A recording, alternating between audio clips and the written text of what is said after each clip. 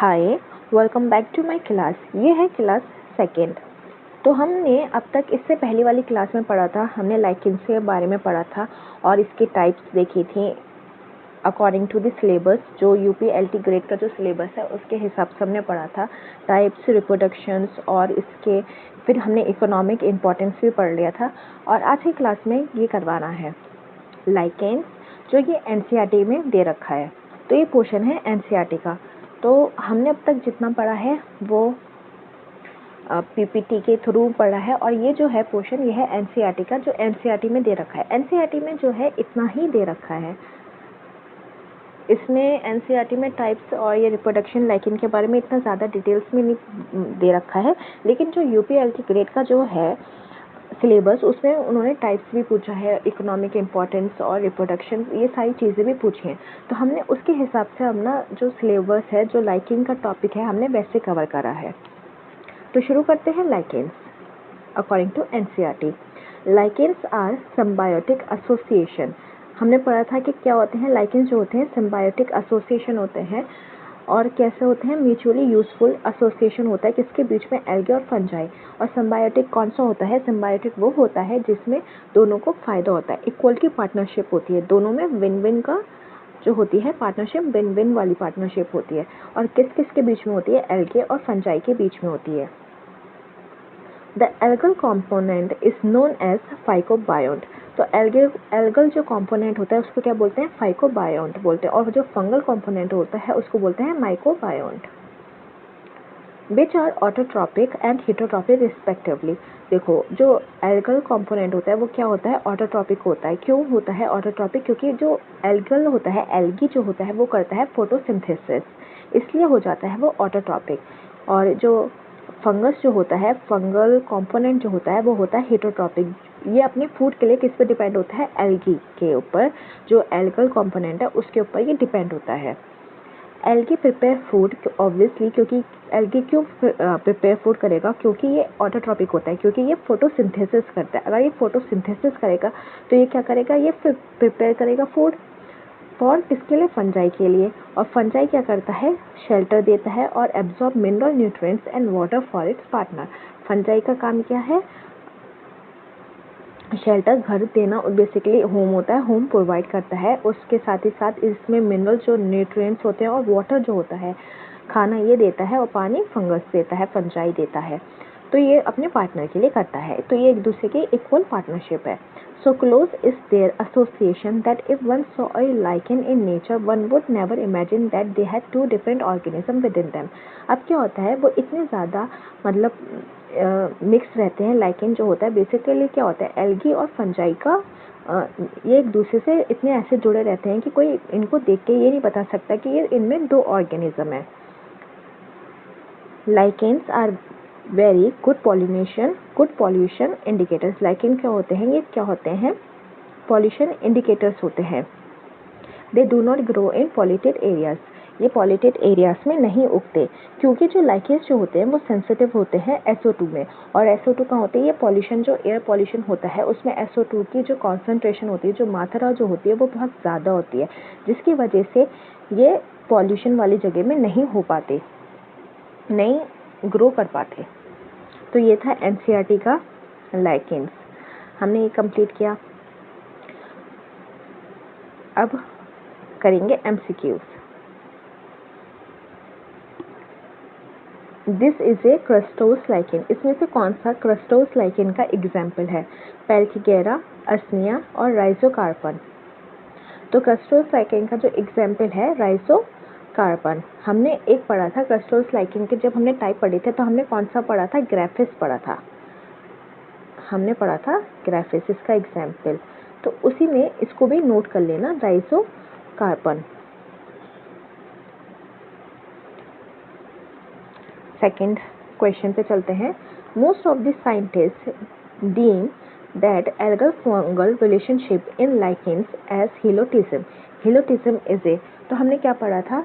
ये algal fungal relationship को क्या बोलते हैं, कौन सी रिलेशनशिप बोलते हैं, हेलोटिज्म। और हेलोटिज्म का क्या मतलब होता है मास्टर स्लेव रिलेशनशिप। इसको क्या बोलते हैं, मास्टर स्लेव रिलेशनशिप।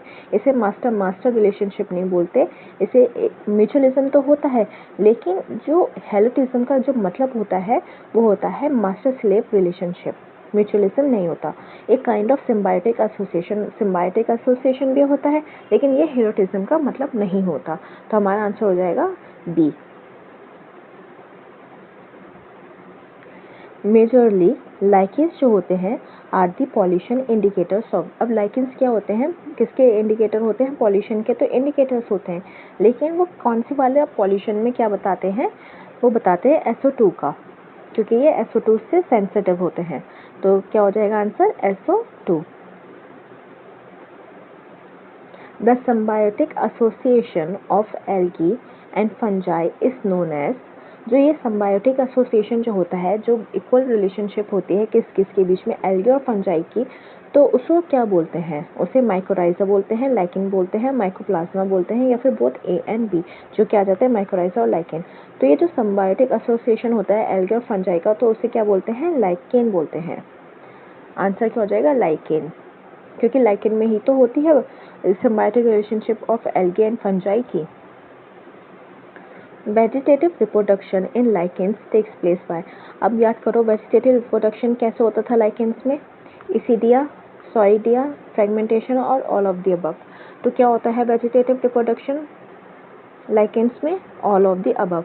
इसीडिया भी होता है, सॉइडिया भी होता है, फ्रेगमेंटेशन भी होता है। फ्रेगमेंटेशन क्या होता है, जब एक लाइकेन जो होता है वो टूट जाता है और फिर इससे न्यू लाइकेन होता है, तो उसे क्या बोलते हैं, फ्रेगमेंटेशन।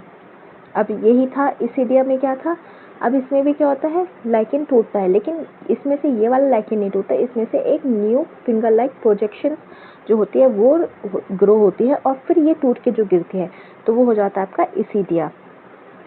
और सॉइडिया क्या था, जो एल्गल स्पोर्स जो होते हैं, एल्गल स्पोर्स किस में लिपटे रहते हैं, फंगस के फिलामेंट्स में लिपटे रहते हैं, ठीक है, रैप रहते हैं। और फिर ये हवा के जो होते हैं, ये जो स्पोर्स जो होते हैं, फिर ये हवा इनको लेके जाती है डिस्पर्स करने के लिए, तो ये होता है सॉइडिया।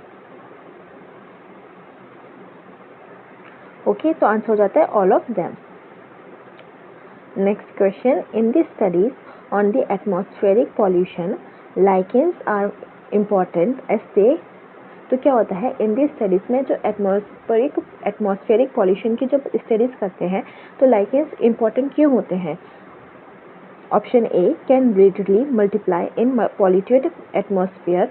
Option B, are very sensitive to pollutants. Option C, efficiently purify the atmosphere. और D, can also be grown in greatly polluted atmosphere. तो क्या होते हैं, लाइकेन्स जो होते हैं वो क्या होते हैं, सेंसिटिव होते हैं टू पॉल्यूटेंट्स में। तो आपका आंसर हो जाएगा बी। तो can greatly multiply in polluted atmosphere, तो मल्टीप्लाई कैसे होंगे, नहीं हो सकते, क्योंकि ये तो पॉल्यूटेड एरियाज में रहते ही नहीं है, ये मर जाते हैं। और एफिशिएंटली प्योरीफाई द एटमॉस्फेयर, तो प्योरीफाई नहीं करते एटमॉस्फेयर को, ऐसा ये कुछ नहीं करते। Can also be grown in greatly polluted atmosphere, तो बात तो ए और डी जो है वो सेम है, पॉल्यूटेड एनवायरनमेंट में क्या होते हैं, ये मर जाते हैं। तो आंसर क्या हो जाता है, बी हो जाता है। This about lichens is incorrect. अब इसमें से कौन सा ऑप्शन इनकरेक्ट है, किसके बारे में, लाइकेन के बारे में। तो लाइकेन्स क्या होते हैं, आर इंडिकेटर्स ऑफ पॉल्यूशन होते हैं, तो ये ऑप्शन सही हो जाएगा, करेक्ट है, लेकिन यहाँ पूछ रहे हैं इनकरेक्ट।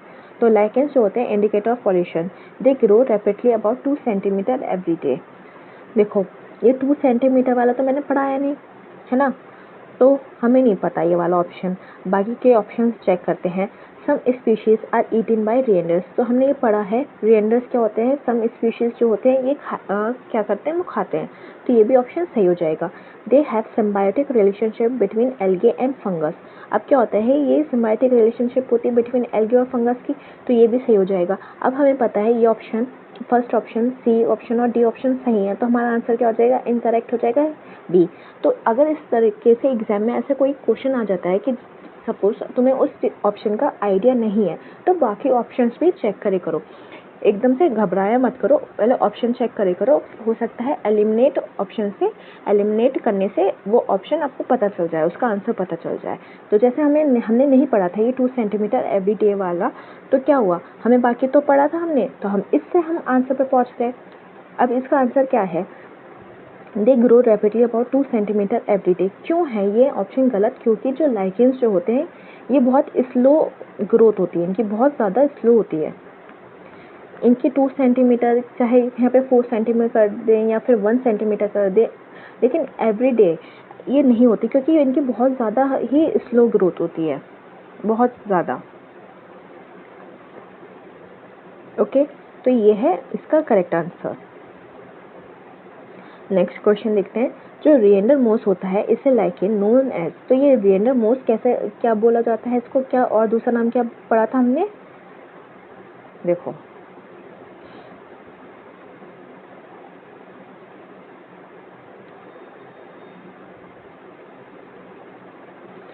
रिएंडर मोस इन टुंड्रा रीजन, ठीक है, ये बताया था, क्लेडोनिया रेंजीफेरेना। तो रिएंडर मोस इसे, इसका जो होता है कॉमन नेम होता है एज फूड एंड फॉडर, ये फूड की तरह या फॉडर की तरह इसको यूज किया जाता है।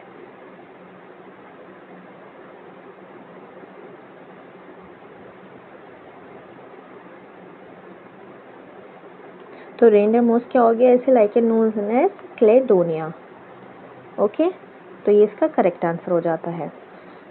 Lichens indicate SO2 pollution. अब लाइकेंस जो होता है SO2 पॉल्यूशन को इंडिकेट करता है, बताता है।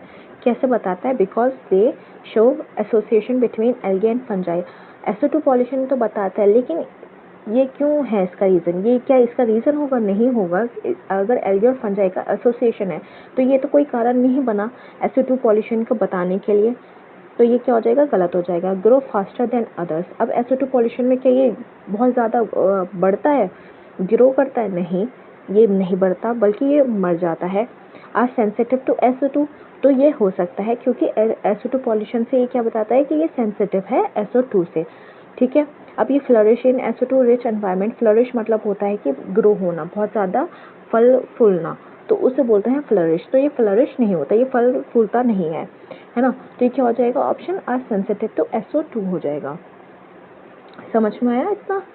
लाइकेंस जो होते हैं SO2 पॉल्यूशन से इंडिकेट कैसे करते हैं, क्योंकि ये होते हैं सेंसिटिव होते हैं SO2 में। मोस्ट ऑफ द लाइकेंस जो होते हैं कंसिस्ट ऑफ, अब ये जो लाइकेंस जो होते हैं उसमें क्या किससे बने होते हैं, हमें पता है एल्गी और फंजाई, एल्गी एंड फंजाई। अब क्या होता है, हमने क्या पढ़ा था, कौन कौन से पढ़े थे लाइकेंस के बारे में, किस किस से बने होते हैं, हमने क्या पढ़ा था, एस्कोमाइसिटीज पढ़ा था, और क्या पढ़ा था, ब्लू ग्रीन एल्गी पढ़ा था, है ना। तो हमने ये दो पढ़े थे, blue green algae and ascomycetes.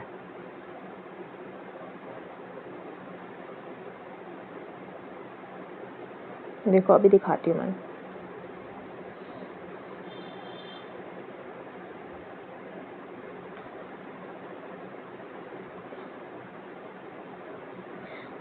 Most lichens have ascomycetes fungi, ये पढ़ा था हमने।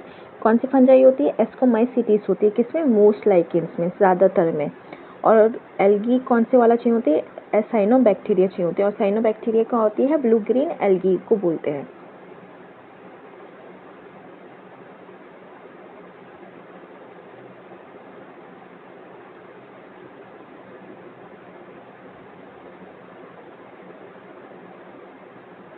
तो हो जाता है blue green algae and ascomycetes. Lichens are a well known combination of an algae and fungus where fungus has. अब क्या होता है, लाइकेन जो होता है कॉम्बिनेशन किसका होता है, एल्गे और फंगस का, और फंगस का काम क्या होता है ये पूछने हैं। वेयर फंगस हैज कौन सी रिलेशनशिप होती है, ठीक है। तो एक सेप्रोफाइटिक रिलेशनशिप होती है with the alga, epiphytic relationship होती है, पैरासिटिक रिलेशनशिप होती है, सिम्बायोटिक रिलेशनशिप होती है। तो क्या होती है, सिम्बायोटिक रिलेशनशिप होती है। पैरासिटिक रिलेशनशिप वो होती है जहाँ पे एक को फ़ायदा होता है, दूसरे को उसको नुकसान पहुँचता है, तो वो होती है पैरासिटिक रिलेशनशिप। एपिफाइटिक होती है, ये वो होती है जहाँ पे सपोज अगर कोई बेल वाला पौधा है, प्लांट्स के बीच में होती है यूजुअली, तो अगर कोई बेल वाला पौधा है, ठीक है, और यहाँ पे कोई पेड़ है, ये है पेड़, अब ये बेल है, ठीक है, ये बेल है, अब ये बेल क्या होगी, इसके ऊपर उसको सपोर्ट चाहिए होता है, तो ये क्या होगी, ये इसके ऊपर सपोर्ट बना लेगी पेड़ के ऊपर। तो ये जो होती है ऐसी रिलेशनशिप को बोलते हैं एपिफाइटिक, जहाँ पे एक को है फ़ायदा हो रहा है, कैसे, बेल को क्या हो रहा है, फ़ायदा हो रहा है क्योंकि उसको सपोर्ट मिल गया, लेकिन वो दूसरे को नुकसान नहीं पहुँचाती, ठीक है। तो जो इसका होस्ट होता है, जैसे कि इस केस में क्या है, पेड़ है, तो ये इस पेड़ को कुछ भी नुकसान नहीं हो रहा, ना कुछ मिल रहा है या फिर नुकसान भी नहीं हो रहा, तो इसको कुछ भी ना गेन है ना लॉस है, तो ऐसी रिलेशनशिप को बोलते हैं एपिफाइटिक। सेप्रोफाइटिक रिलेशनशिप वो होती है जहाँ पे ये यूजुअली जो ऑर्गेनिज्म होते हैं, डेड मटेरियल्स जो होते हैं, डेड ऑर्गेनिज्म जो होते हैं, ये उसको खाती है, बेसिकली उसका वो खाना होता है, तो सेप्रोफाइटिक वो होते हैं, डेड ऑर्गेनिज्म से अपना न्यूट्रिएंट्स लेते हैं, तो ये हो जाते हैं आपके सेप्रोफाइटिक। जैसे कि फंजाई में आ जाते हैं, इसके एग्जाम्पल हो जाते हैं सेप्रोफाइटिक में फंजाई के राइजोपस, पेंसिलियम। ओके, तो ये थे आपके options. There exist a close association between the alga and fungus within a lichen. The fungus, अब क्या होता है कि एल्गे होता है लाइकेन के बीच के, लाइकेन क्या होता है, एल्गे और फंगस का एसोसिएशन होता है, तो फंगस का काम क्या होता है, provides protection, anchorage and absorption for the alga, तो इसका काम तो यही होता है, प्रोटेक्शन करना और एंकरेज और an absorption for the alga, और एब्जॉर्ब क्या करते हैं, मिनरल न्यूट्रिएंट्स एंड वाटर, ठीक है, तो ऑप्शन तो यही हो जाएगा। अब क्या कह रहे हैं, provides food for the alga, तो फूड जो होता है एल्गा नहीं प्रोवाइड, फंगस नहीं प्रोवाइड करता, एल्गा जो होता है, एल्गी जो होता है वो देता है food. Fix the atmospheric nitrogen for the alga, तो ऐसा कोई रोल नहीं है फंगस का। Release oxygen for the algae, तो एल्गी के लिए ऑक्सीजन भी रिलीज नहीं करता, तो सिर्फ क्या हो जाएगा, ऑप्शन हमारा ए हो जाएगा। ओके, तो ये हमारा लास्ट क्वेश्चन था, तो ये हो गई हमारी क्लास ख़त्म हो गई लाइकेन की, हमने इसके क्वेश्चंस भी कर लिए एमसीक्यू। तो अब इसके बाद हम कोई दूसरा टॉपिक शुरू करेंगे सिलेबस के अकॉर्डिंग, तो मिलते हैं अगली क्लास में।